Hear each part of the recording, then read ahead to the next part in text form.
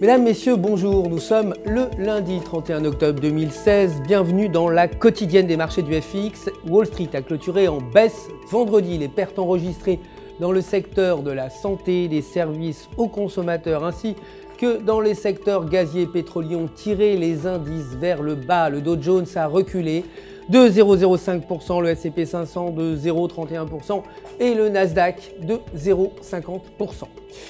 Le cours des actions d'Amazon a chuté de 5,14%, clôturant à 776,32 $. Les résultats du troisième trimestre ayant été conformes aux prévisions.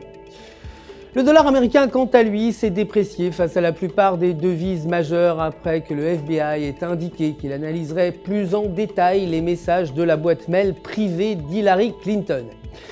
Le PIB avancé s'est établi à 2,9% contre 2,5% initialement prévu. Aujourd'hui, aucune donnée économique américaine majeure n'est attendue.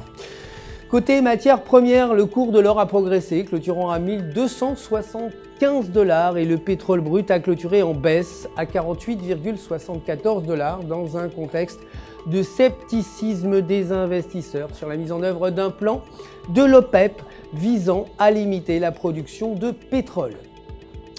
Du côté des devises, l'euro s'est apprécié face au dollar, clôturant à 1,0985 $ et techniquement sur le graphique de 1 heure, la paire a franchi la ligne de tendance haussière.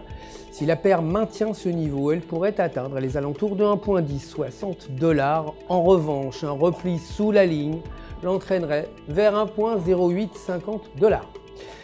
La livre sterling, enfin, s'est légèrement appréciée face au dollar, la première ministre Theresa May ayant doublé d'efforts pour éviter un Brexit difficile.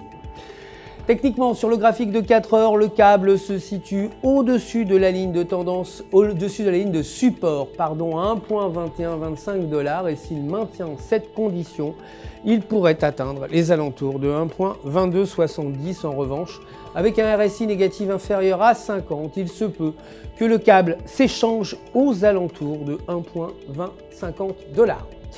C'est tout pour aujourd'hui, je vous remercie de nous avoir suivis, je vous retrouverai bien entendu avec grand plaisir demain matin pour continuer l'actualité des marchés du FX. En attendant, pensez à vous connecter sur www.ufx.com pour réaliser toutes les opérations que vous souhaitez et obtenir des réponses à toutes vos questions de la part de votre coach attitré.